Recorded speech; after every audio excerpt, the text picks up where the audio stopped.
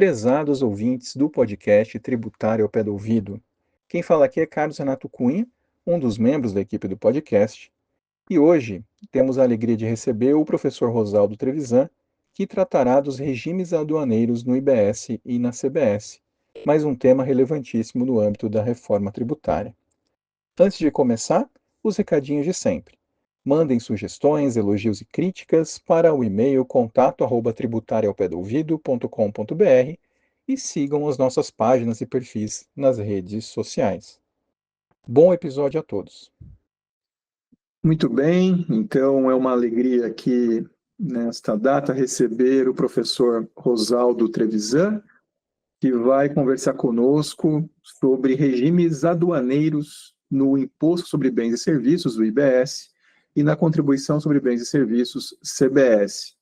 O professor Rosaldo Trevisan é pós-graduado em Direito Internacional pela PUC-Paraná, mestre em Direito Econômico pela PUC-Paraná, doutor em Direito do Estado pela Universidade Federal do Paraná, tem vários outros cursos e especializações em instituições do Brasil e do exterior, é auditor fiscal de tributos da Receita Federal e também conselheiro do CARF. Eu estou resumindo o seu currículo aqui, senhor Rosaldo, professor Rosaldo, para que nós não fiquemos uns 30 minutos lendo o seu currículo. Então, é uma grande alegria recebê-lo, e eu passo já a palavra ao senhor para ouvirmos e aprendermos sobre os regimes aduaneiros no IBS e na CBS. Obrigado, Carlos Renato, pelas palavras iniciais acolhedoras e elogiosas. É sempre bom estar aqui com vocês. Não é a primeira vez, espero que não seja a última também, da gente conversar sobre esse tema super interessante, pelo menos para mim é super interessante, que é o direito aduaneiro. Tá? Então, nós vamos hoje conversar um pouco sobre de que forma a reforma tributária, né, a emenda constitucional 132, a lei complementar 214, e toda essa reestruturação da tributação sobre consumo que a gente tem aqui vai afetar o comércio exterior. Tá? Então, nós temos, primeiro, que fazer um breve passeio pelo contexto pretérito, né? Como é que a gente tinha a organização dos regimes antes da reforma, depois da reforma. A gente tem um ingrediente adicional aí, que é um PL que está tramitando também sobre esse mesmo tema, que é o PL 4423, que ficou apelidado de Lei Geral de Comércio Exterior. Tá? Ele só não é um código aduaneiro porque ele não trata de todos os temas de um código, mas ele vai interseccionar vários dos temas sobre os quais a gente vai conversar aqui. E aí, quando a gente olha o título, a primeira coisa que alguém pode achar estranho nesse título é porque que não tem a palavra especiais. Por que a gente escolheu só regimes aduaneiros e IBS e CBS? Porque, na verdade, a gente vai tratar de uma forma mais abrangente do que só dos regimes aduaneiros especiais. Tá? A gente tem uma classificação que, até pouco tempo atrás, não era muito firme no Brasil por não ser positivada. Ela passou a ser positivada muito recentemente. Inclusive, foi na emenda 132, a primeira vez que a gente teve uma reclassificação dos regimes aduaneiros, tá? Até por fruto do texto da emenda constitucional 132, que disse que a gente poderia, ou que o legislador complementar e o legislador ordinário poderiam estabelecer exceções nos casos de regimes aduaneiros especiais, e em outros trechos falou em regimes tributários diferenciados. Então, uma coisa um pouco mais aberta do que regime aduaneiro especial. E aí a gente tem que começar fazendo essa distinção do que é, segundo a classificação da própria Lei Complementar 214, um regime aduaneiro especial, e que outros tipos de regime a gente tem a fóruns especiais, já que eles acabaram sendo uma válvula de escape para a desigualdade. Né? A gente sabe que um dos pressupostos da reforma tributária era o tratamento igualitário, sem exceções, com o mínimo possível de exceções. Ainda assim, nós tivemos uma lei complementar com mais de 500 artigos, sendo que desses 500, 300 são de exceções. A gente tem mais artigos de exceções do que artigos de regra. E aí, quando se estabeleceu lá na emenda constitucional uma exceção para regimes, na emenda não se conceituou regimes. Então, partiu-se do princípio de que todo mundo já sabia o que era regimes e que a gente só ia ter exceções para aquilo que já era tratado anteriormente como regimes. Anteriormente, a gente tinha, basicamente, no regulamento aduaneiro, 3 categorias de regimes. Categoria número 1, regimes aduaneiros comuns ou gerais. Então, o que é um regime aduaneiro comum? É aquele regime em que você, na importação, importa a mercadoria, paga os tributos, leva a mercadoria embora e acabou. A importação simples, comum. Tá?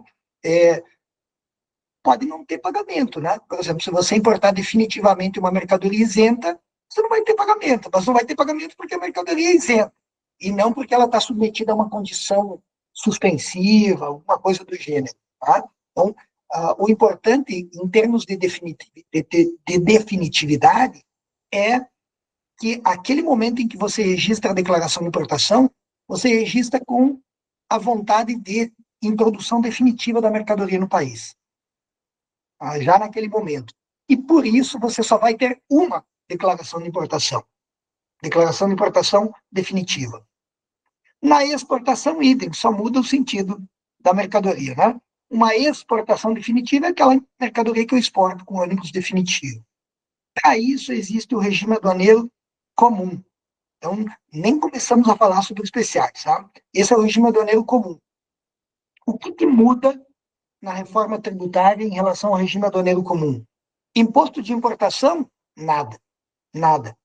Nós não temos nenhuma alteração na reforma tributária em termos de imposto de importação. O pessoal até pensou que talvez poderia vir alguma coisa nos moldes que veio na Argentina há uns 15 anos atrás, que era a introdução do imposto de importação sobre serviços. Não tem. No Brasil, nós não temos imposto de importação sobre serviços. Temos outros tributos na importação de serviços? Temos, mas não o imposto de importação. O imposto de importação continua pressupondo o ingresso de mercadoria no país. Tá? Em legislação aduaneira, mercadoria é tudo aquilo que pode ser objeto de uma transação internacional e seja transportado / depositado. Esse é um conceito que, inclusive, está lá na Lei Geral de Comércio Exterior, está no Código Aduaneiro do Mercosul e em algumas outras codificações. Então, apague desde já aquela ideia de que mercadoria é o bem com fito de lucro e habitualidade objeto de comércio, que é um conceito de ICMS brasileiro aqui, que a gente construiu historicamente. Então, internacionalmente, mercadoria tem um conceito mais alargado. E, se puder ser transportado ou depositado, é mercadoria. Uma outra forma que alguns teóricos preferem para usar conceituar mercadoria, e eu não me enquadro entre esses teóricos, eu vou fazer essa ressalva, é o dizer que mercadoria é tudo aquilo que pode ser classificado num sistema harmonizado. Tá? Por que eu acho que esse caminho não é bom? Tá? O resultado dele pode ser satisfatório, porque o sistema harmonizado é uma codificação de 6 dígitos, que aqui no Mercosul a gente acrescentou mais 2 itens e subitem, e aí formou um código de 8 dígitos. É aquele código que vocês veem em todos os documentos fiscais, né? É o código NCM, Nomenclatura Comum do Mercosul.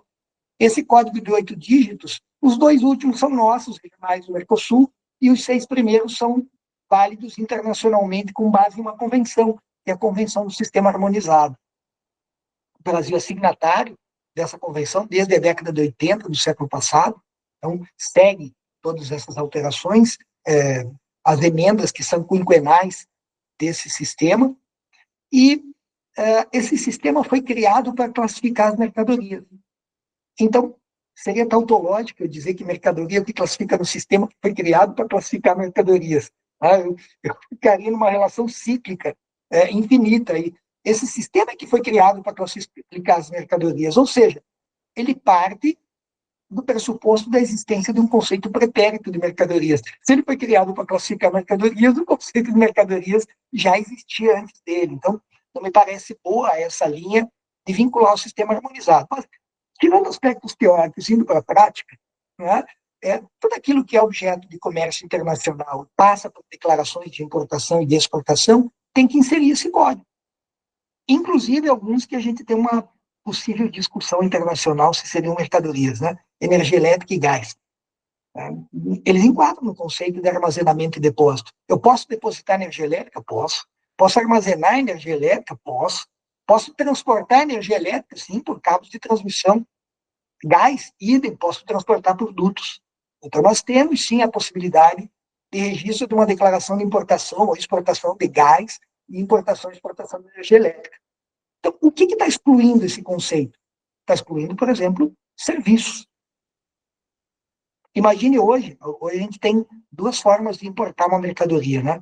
Se eu quisesse importar, por exemplo, sei lá, alguma coisa aqui, esse relógio aqui, eu poderia comprar esse relógio e ele viria fisicamente para o Brasil, ou alternativa B, nossa tecnologia não está tão boa assim, mas queremos crer que um dia a gente vai poder fazer com o relógio o que a gente faz hoje, por exemplo, com uma cadeira.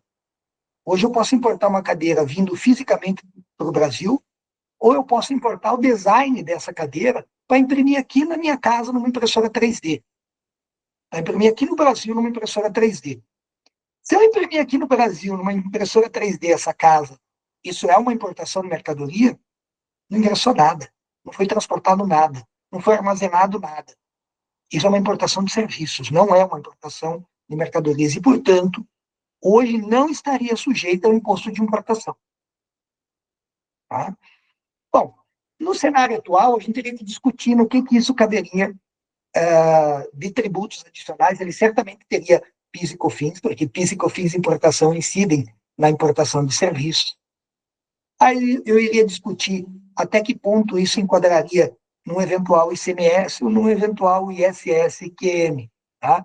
A gente tem muitos debates aí nessa zona fronteiriça entre esses dois tributos. Esse é um dos desafios que a reforma tributária enfrentou de modo a minimizar esses conflitos, né? De criar uma tributação única. E esse dual é um dual falso, né? Esse dual IBS e CBS são um dual falso só para ofender menos ou para não ofender. Vai depender de quem você usa como argumento, se isso ofende menos ou não ofende o federalismo, né?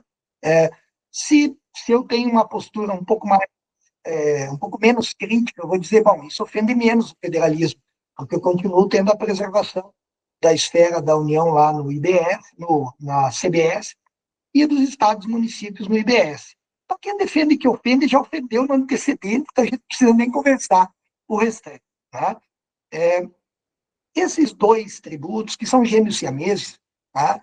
IBS e CBS, eles têm uma mesma base, uma mesma legislação, basicamente o mesmo tratamento. Tá? Não vou aqui aprofundar em como vai operar o contencioso, isso é um calcanhar que ainda não está muito bem resolvido, tá? Até porque a gente estaria tratando de conjecturas, porque ainda não está, a lei não está publicada, mas a gente certamente vai ter desafios no contencioso, tanto administrativo quanto judicial.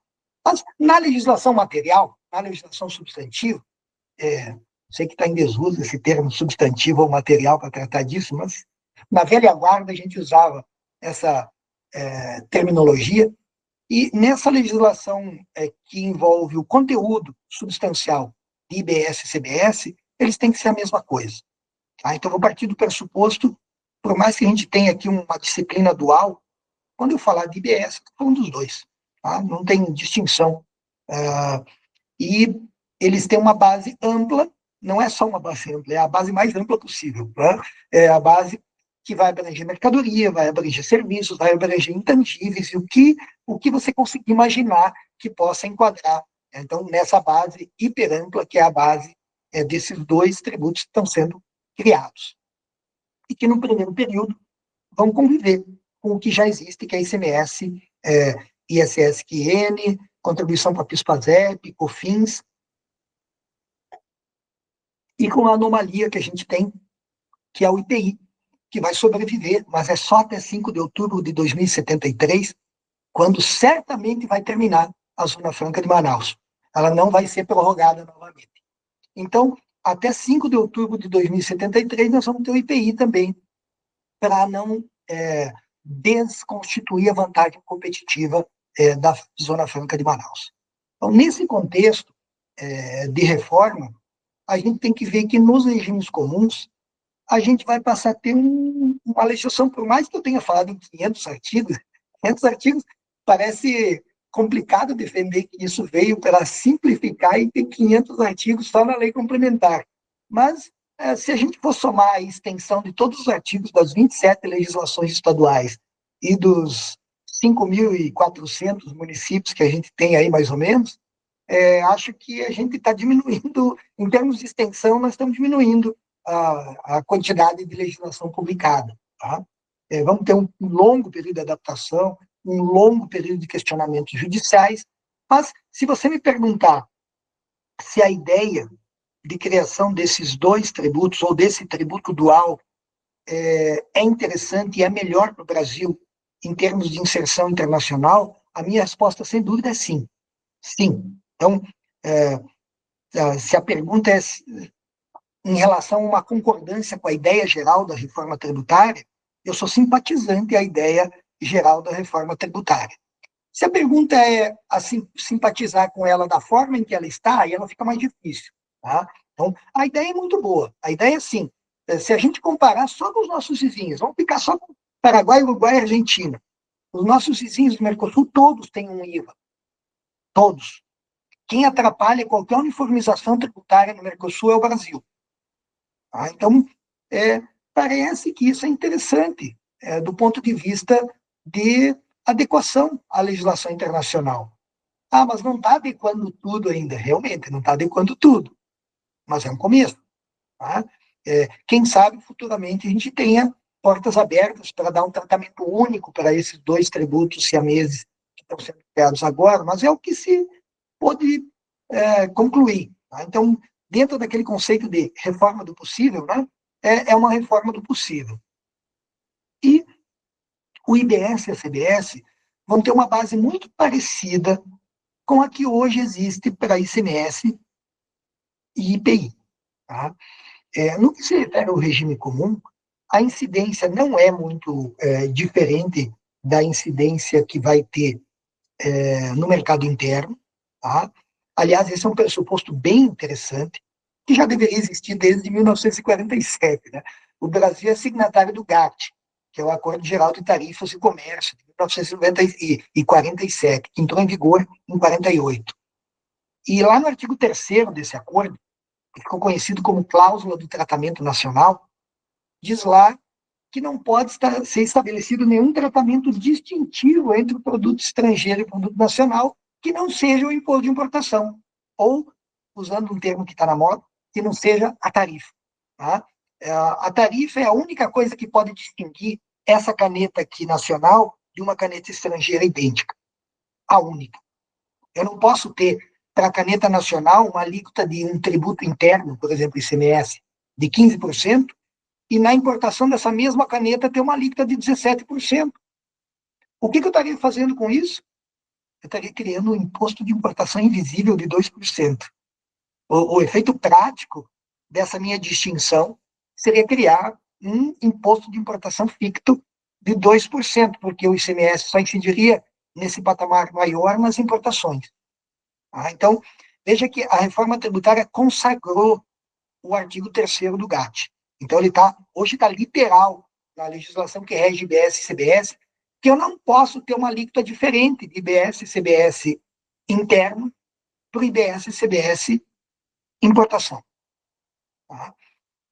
A gente continua tendo tratamento diferenciado na exportação. Na exportação, a gente não tem incidência desses tributos. Isso não é considerado um subsídio se for feito de forma uniforme e não seletiva. Tá? Então, isso não é um problema de descumprimento de tratados multilaterais. Nós podemos ter uma não incidência na exportação. E na importação, a gente tem características muito parecidas com as que a gente tem nos tributos de hoje. Só muda um pouquinho o tratamento quando a gente está debatendo quem é que paga. Tá? Então, a sujeição passiva talvez seja uma das alterações mais relevantes que a gente tem em relação aos tributos sobre o consumo. Tá? A mudança para a tributação no destino e com uma definição de destino na importação que altera um pouco aquilo que a gente entende por importação por conta e ordem e importação por encomenda. Tá? Então, hoje, quando a gente fala lá na legislação do imposto de importação, veja que a gente vai ter uma diferença entre o contribuinte do imposto de importação e o contribuinte de IBS e CBS. Hoje, se eu tiver uma importação direta, o que é uma importação direta? Eu importo para mim mesmo. Numa importação direta, o contribuinte é o importador, assim entendido, aquele que promove a entrada da mercadoria no território nacional. E quando eu tenho uma importação indireta? Bom, no imposto de importação, eu tenho duas figuras. A importação por conta e ordem e a importação por encomenda. Na conta e ordem, eu tenho uma prestação de serviços. Ou seja, eu tenho uma trading company, que eu chamo de importador por conta e ordem, que vai fazer essa operação, mas com recursos de alguém que está atrás, que é um adquirente, que é alguém que manifestou interesse em adquirir essa mercadoria de forma pré-determinada. Ele é um adquirente. No momento em que se importou a mercadoria, já na importação se sabia que o adquirente seria essa pessoa. Isso é uma importação por conta e ordem. No imposto de importação, o contribuinte é o importador por conta e ordem, e o adquirente é responsável solidário. Na IBS e CBS, essa coisa foi invertida. Quando você vai lá, deixa eu abrir o artigo aqui para indicar para vocês qual é o artigo. Quando você vai na Lei Complementar 214, ela começa a falar de IBS e CBS, lá, IBS e CBS importação, lá na região do artigo 60, chegando aqui, 63. Tá? Então, no artigo 63, ele fala sobre a incidência, no 64, o universo de incidência, a abrangência da incidência, e no 65, o fato gerador. E aí, o que interessa, porque a gente estava conversando aqui, agora, é que é a sujeição passiva, é o artigo 72. E o artigo 72 diz: é contribuinte do IBS e CBS o importador, assim como considerado qualquer pessoa que promova a entrada de bens materiais de procedência estrangeira no território nacional. Veja que interessante, bens materiais. Tá? Aproximou o conceito de bem com o conceito de mercadoria, né? Bens materiais. E aí um parágrafo único passou a dizer, parágrafo único vigente hoje nessa lei complementar: na importação por conta e ordem terceiro, quem promove a entrada de mercadoria de procedência estrangeira no território nacional é o adquirente. Ou seja, ele está falando que o importador é o adquirente. No imposto de importação, não. No imposto de importação, o importador é o importador por conta e ordem. O adquirente é o responsável solidário. Eu tenho uma inversão. Tudo bem, você vai me responder. Poxa, professor, mas isso é irrelevante, porque no direito tributário a solidariedade passiva não tem benefício de ordem. Então, beleza, não tem problema mesmo. Eu só estou discutindo que, tecnicamente, quem é o autuado lá como contribuinte, quem é o autuado como responsável solidário, vão ser pessoas distintas. No mesmo auto de infração, quem vai ser o contribuinte do I vai ser o responsável solidário desse outro tributo. Essa é uma leve anomalia que foi criada pela legislação complementar. Quem sabe, futuramente, se altera a legislação do imposto de importação com o imposto de importação. Acho mais fácil que se altera do II para seguir isso daqui do que se altera disso daqui para seguir o imposto de importação. Tá? E aí essa incidência vai ser feita com base em alíquotas que não podem ser diferentes das alíquotas do mercado interno, tá? Ou seja, não vai ser violado o artigo 3º do GAT, e com uma base de cálculo que não é uma base de cálculo aleatória, embora ela tenha ficado alargada ainda, ela ficou colocando na base de cálculo outros tributos. Tá? A gente tem dentro da base de cálculo outros tributos, exceto os 3 que têm data de falecimento pré-agendada, né? O ICMS, o IPI e a contribuição para PIS, PASEP e COFINS, e a gente tem o ISS, a contribuição para PIS, PASEP e COFINS não está fora desse contexto, poderia ter ficado fora. Essa base de cálculo parte de um conceito de valor aduaneiro que não pode ser diferente do conceito de valor aduaneiro que a gente usa na importação. Tá? Então, não tentaram fazer aquela aquele duplo twist carpado que tinha sido feito lá na lei que definiu contribuição para PIS/PASEP com fins da importação, a 10.865, né, que disse que incide sobre o valor aduaneiro, assim entendido, e aí ela redefiniu o valor aduaneiro nos moldes que a gente conhecia anteriormente a ela. Depois isso foi declarado inconstitucional pelo STF. Curiosamente, esse é o tema de repercussão geral número 1, o primeiro caso de repercussão geral que o STF julgou, né? E isso não está acontecendo de novo aqui, ainda bem, não está acontecendo de novo. Então, o conceito de valor aduaneiro vai ser exatamente aquele conceito de valor aduaneiro que está na legislação aduaneira. E aí, os demais atributos são bem semelhantes ao que a gente tem sobre a tributação do consumo hoje. Tá? Não tem uma diferença substancial, fora esses tópicos que eu comentei aqui, não tem nenhuma diferença mais substancial. A gente vai perceber, talvez, nos primeiros anos aí, como que vai se acomodar a alíquota. A gente vai ter que ter uma acomodação de alíquota, por isso até que tem esse período de teste agora com uma alíquota simbólica, para a gente tentar saber, porque eu não acredito em nenhum estudo que tenha dito que a alíquota tal vai manter o nível de tributação atual. É absolutamente improvável que qualquer estudo econômico, econométrico, consiga cravar. Se isso fosse uma pesquisa eleitoral, ia errar mais do que aquelas que a gente vê por aí. Né? Não acho que a gente consiga cravar qual vai ser a alíquota que mantém o status de tributação atual. Acho que só o tempo, isso tem que ser construído, e gosto da ideia de ter esse período de experiência com uma alíquota reduzida para a gente descobrir. Vai ser consertar o carro com ele rodando. Né? Esse é o remédio que vai ter que ser adotado. Então, isso acontece para aquele primeiro grupo que eu estava conversando. Tá?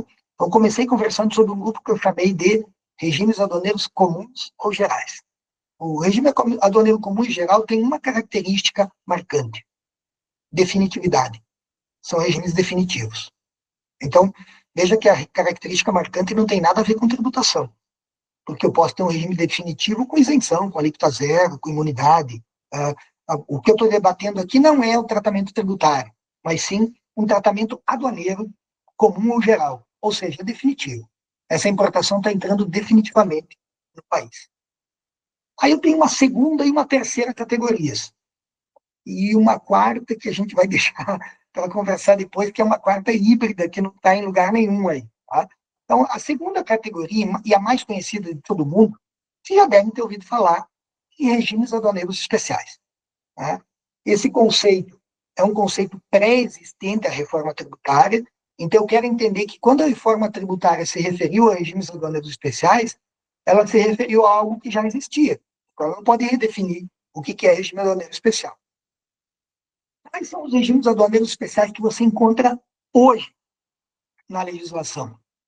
Hoje você encontra 17 regimes aduaneiros especiais na legislação. É um número relativamente grande. Não vai encontrar os 17 em lei nenhuma. Tá? Por quê? Porque não tem nenhuma lei que consolide todos eles.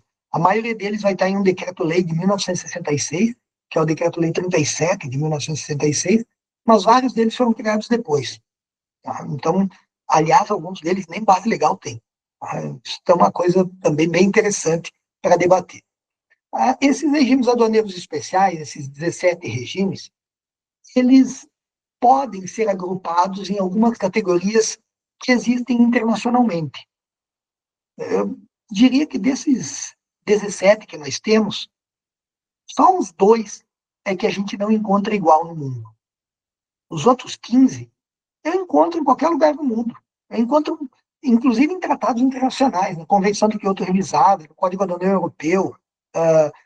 Me diga um país no mundo que não permita que uma mercadoria entre temporariamente, seja usado para alguma finalidade e depois volte para o exterior. Tudo isso.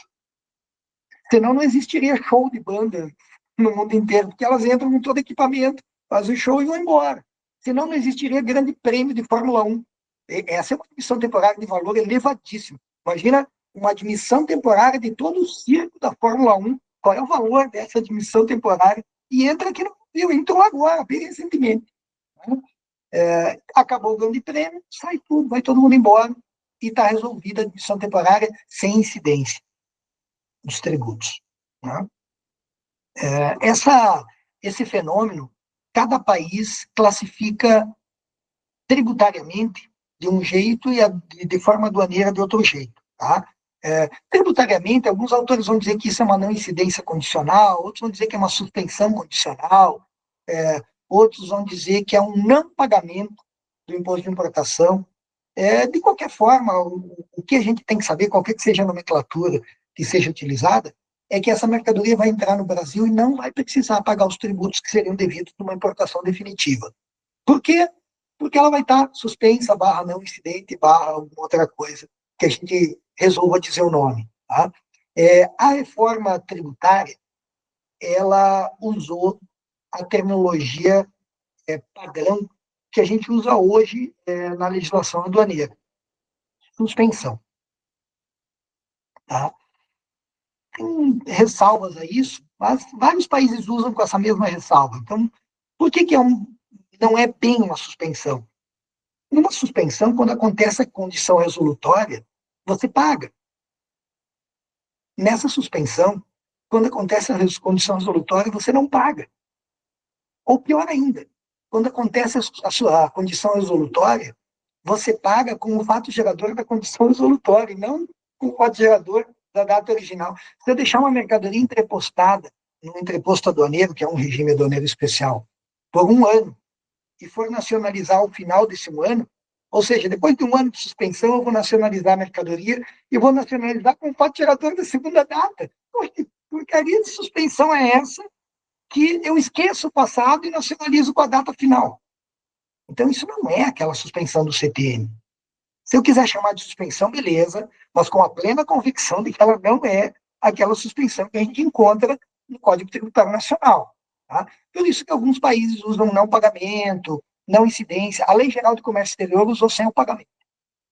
Sem o pagamento. É o que o Código Aduaneiro Europeu usa, é o que alguns outros diplomas internacionais utilizam. Tá? De novo, a gente está se apegando bastante à terminologia, mas o efeito prático é: você entra temporariamente no país. Opa, aqui eu já tenho então a primeira característica importante dos regimes aduaneiros especiais. Se o regime aduaneiro comum tinha como característica essencial a definitividade, esse daqui, a contrário senso, tem como característica essencial a temporalidade. Tá? Claro que o conceito de temporário, para alguns regimes, ele desafia os leigos, não nós juristas. Né? Nós juristas sabemos que, por exemplo, quando a Petrobras celebra um contrato de exploração de plataforma petrolífera aqui e admite temporariamente essa plataforma por 150 anos, que é o período do contrato de exploração, isso é um contrato temporário, 150 anos. Juridicamente, ninguém discute que isso é um contrato temporário, mas vai falar para o seu amigo leigo que você fez um contrato temporário de 150 anos para ver o que ele acha.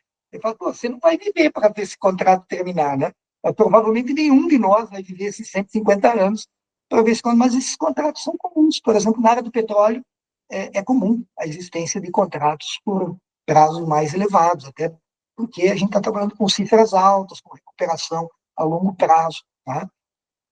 Então, essa característica da temporalidade tem que ter essa ponderação. Tá? Normalmente, os regimes são temporários por um período menor. Tá? Nessas categorias, e hoje a gente tem um universo de 17 regimes, mas eu poderia aqui, adotando a mesma técnica que foi adotada na Lei Complementar 214, aliás, isso é um grande mérito da Lei Complementar 214, ela classificou os regimes. A gente não tinha, no Brasil, uma classificação em grupos desses 17 regimes. Para não falar que a gente tinha doutrinariamente, a gente não tinha no direito positivo. Né? Doutrinariamente, essa classificação em 4 tipos, ela estava na minha dissertação de mestrado, em 2008. Tá? Essa mesma classificação que agora está sendo adotada na Lei Complementar 214, que usa 4 grupos. Primeiro grupo, trânsito. Então, eu preciso de um regime que permita que uma mercadoria entre no território e transite de um lugar a outro sem que eu fique cobrando tributo. Eu só vou cobrar tributo quando ela estiver no lugar onde ela vai ser despachada. Exemplo: as mercadorias chegam no território nacional por portos, aeroportos e pontos de fronteira. Mas nesses lugares a armazenagem é cara. Então, se você pretende ficar com a mercadoria mais do que 2, 3 dias num recinto alfandegado, você não vai deixar nesses lugares aí, porque eles são caros. Você vai transportar elas para um lugar no interior, que a gente chama de Porto Seco, antiga estação aduaneira, e aí nesse Porto Seco a armazenagem é mais barata. Faz sentido que seja, né?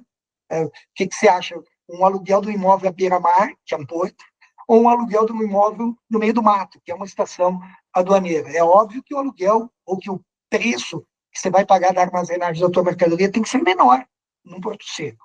Tá? Então, é comum, não, isso não é só Brasil, é mundo inteiro, é comum esse fenômeno de interiorização do armazenamento das mercadorias. Por quê? Porque armazenar no porto é caro. O porto é para ficar circulando mercadoria, não é para ficar armazenando mercadoria. Tá? Então o pessoal leva para um porto seco e precisa colocar essa mercadoria num container e levar ela até o porto seco. Tudo que eu estou falando vale para exportação invertendo o sinal. Eu vou fazer a exportação no porto seco e depois vou levar até o porto. O raciocínio é o mesmo, só inverte o sentido. Tá? Eu vou colocar essa mercadoria dentro de um container, ter algum mecanismo que eu possa me certificar de que aquilo que saiu da origem é o que chegou no destino.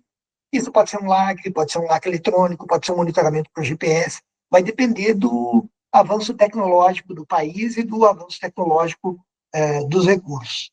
E aí essa mercadoria vai circular e quando chegar no destino é que ela vai sofrer um despacho. O segundo grupo é o grupo de permanência temporária. Esse está dentro do exemplo que eu falei da Fórmula 1, do show de rock, né? Permite que uma mercadoria entre no Brasil, fique aqui, sendo simplesmente depositada, armazenada, vista num museu, não tem alteração de estado. A única alteração de estado que a mercadoria pode ter é para a própria conservação dela. Por exemplo, uma máquina que, para estar exposta numa feira, precisa ter um óleo lá, aí fica colocando óleo, mas não pode industrializar a mercadoria. Esses são regimes só de permanência. Então, a gente tem aqui o mais conhecido deles, que é a admissão temporária. Mas tem outros também aí, tem REPEX, tem admissão temporária para utilização econômica, tá? Tem a exportação temporária, que a mercadoria permanece lá no estrangeiro temporariamente. Aí nós temos um terceiro grupo. O terceiro grupo é o grupo de depósitos aduaneiros. A gente tem vários tipos de depósitos aduaneiros. Quando você vai lá na Lei Complementar 214, isso que eu estou falando, está a partir do artigo, deixa eu Ctrl F, regimes aduaneiros. Está a partir do artigo 84. O 84 tem os de trânsito e 85 tem os depósitos. Veja que a lei complementar não relacionou exaustivamente quais são os regimes de depósito. De propósito. Por quê? Porque o legislador ordinário, às vezes mais ordinário do que a gente imagina, ele acaba criando novos depósitos, novos tipos de depósito. Alguns deles, o mais conhecido deles é o entreposto aduaneiro. Para que serve o entreposto aduaneiro? Eu vou importar uma mercadoria em grande quantidade e vou vender aos poucos. E pode levar mais do que um ano para eu vender. O caso clássico que eu gosto de usar como exemplo são as lâmpadas de Natal. Aí eu vou comprar em janeiro lâmpadas de Natal, que é o melhor mês para comprar lâmpadas de Natal, porque você pega encalhe do ano passado, e vou armazenar essas mercadorias no entreposto e vou vender ao longo do ano. Lá por novembro, dezembro, que é a época agora, deve estar bem mais caro, lâmpada de Natal. E aí eu vou vendendo aos poucos e vou baixando daquele depósito. Essa é uma modalidade de depósito. A gente tem outros depósitos, depósito especial alfandegado, depósito afiançado. A gente tem até um depósito que é fruto de um tratado internacional, depósito franco. O depósito franco é um depósito que permite que eu tenha um outro país armazenando carga aqui para ser destinada a ele. Nós temos, por exemplo, um depósito franco do Paraguai, em Paranaguá, e um depósito franco do Paraguai em Santos. E nós temos um depósito franco da Bolívia, em Santos e um em Corumbá. Esse armazém é um armazém que a gente deixa até que seja gerido por um estrangeiro, mas ele não é um esclave, ele é território nacional, a aduana pode fiscalizar lá dentro e tudo mais. É a política da boa vizinhança com esses dois nossos vizinhos que não têm uma virtude que nós temos, que é o acesso ao mar. Né? Paraguai e Bolívia não têm acesso ao mar, e a gente sabe que o comércio internacional é predominantemente marítimo. E aí nós temos o último grupo de regimes aduaneiros especiais, que é o talvez o mais relevante economicamente para o Brasil, que são os regimes aduaneiros especiais de industrialização. É aí que está o drawback, é aí que está o recoff. Tá? Veja, esse regime é bom para o país por quê? Porque entra matéria-prima no país, com essa matéria-prima eu produzo um produto final que é acabado, é exportado. E aí eu não sobrecarrego a exportação com os tributos que seriam devidos na importação das matérias-primas. Tá? Tudo isso que eu comentei é extensível a IBS e CBS. Então, IBS e CBS vão estar suspensos quando essa matéria-prima chegar no Brasil. Você vai industrializar esses bens que você vai exportar e no momento em que você exporta, essa suspensão se resolve em uma não incidência. Tá? Não incidem os tributos nessa saída. Então, aqui também não tem alteração substancial, mas tem uma grande vantagem, que é o agrupamento dos regimes pela primeira vez no direito positivo brasileiro. Esse agrupamento foi copiado pela Lei Geral do Comércio Exterior, que é o PL 4423, e está sendo copiado na nova edição do Regulamento Aduaneiro, que deve sair em breve. Tá? O Regulamento Aduaneiro atual é o Decreto 6759, de 2009, que ainda mantém a estrutura com os 17, né? E na versão nova já vai estar com esse quarteto aí. Só que tem um regime que não classifica em nada disso. Tá? Que ele não é nem depósito, nem industrialização, nem trânsito e nem permanência temporária. Na verdade, ele é uma combinação de tudo isso com outras coisas, por exemplo, uma exportação sem saída. O nome desse regime é REPETO. É um regime específico criado lá para a indústria do petróleo, tá? É extensível depois para a indústria do gás, e que tem um tratamento todo diferenciado e próprio. Foram reservados alguns artigos. Quando a gente vê aqui a classificação, ele diz dos regimes aduaneiros especiais, seção 1, trânsito, seção 2, depósito, seção 3, permanência temporária, e seção 4, aperfeiçoamento. Seção 5, repeto. Enquadrinado. Tá? Então, o repeto ficou com uma quinta categoria que não tem... essa não tem equivalente internacional, é uma invenção brasileira mesmo. É uma coisa nossa. Tá? E aí a gente tem os 3 regimes aplicados em áreas especiais: Zona Franca de Manaus, área de livre comércio, e Zona de Processamento e Exportação, ZPE. Qual que é a diferença de um regime aduaneiro especial para um regime aduaneiro aplicado em área especial?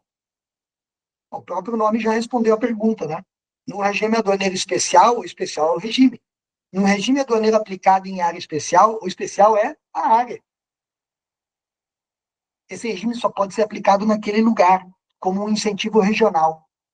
É o caso da Zona Franca de Manaus, é o caso das áreas de livre comércio, lá, todas na região norte, Tabatinga, Pacarama, Guaxará-Mirim, e é o caso das ZPS, que a gente tem basicamente só uma em funcionamento hoje, que é a ZPE de Pecém. Tá? Então, essas construções que foram feitas para os regimes abrangeram todas essas 3 categorias. E ainda uma outra, que acabou sendo chamada de regime, não é um regime aduaneiro, a gente tem regimes tributários. Qual que é a diferença de um regime aduaneiro para um regime tributário diferenciado? Vou dar exemplos de regimes tributários diferenciados na área aduaneira. São 4.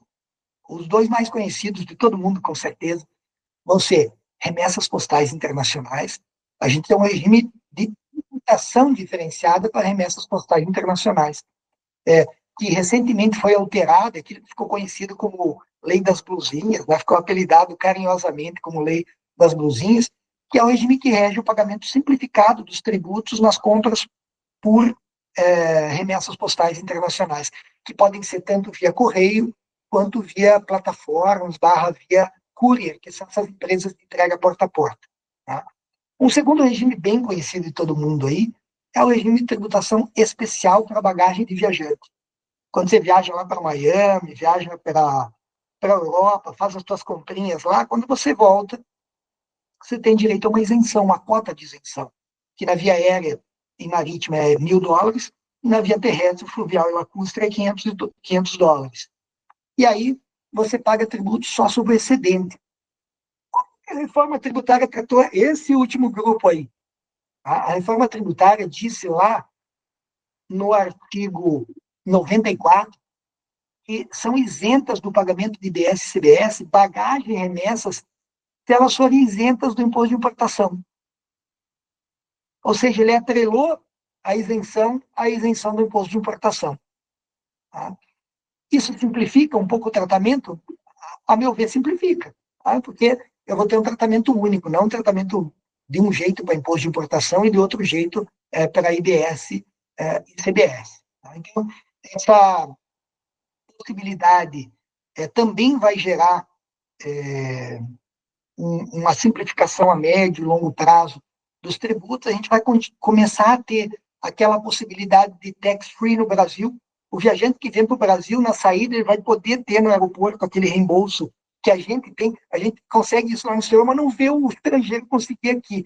Vai passar a ter também. O estrangeiro vai poder ter esse refund dos tributos que eventualmente ele tenha pago e não serem devidos, porque a mercadoria está sendo encaminhada para o exterior. Então, eu vou fechando por aqui, dizendo que esses são os pressupostos básicos da reforma. Não é uma alteração tão substancial, porque ela não afeta a tributação de importação, ela afeta a tributação do consumo, que simplesmente é estendida para a importação. Tá? A gente fala de contaminação. Né?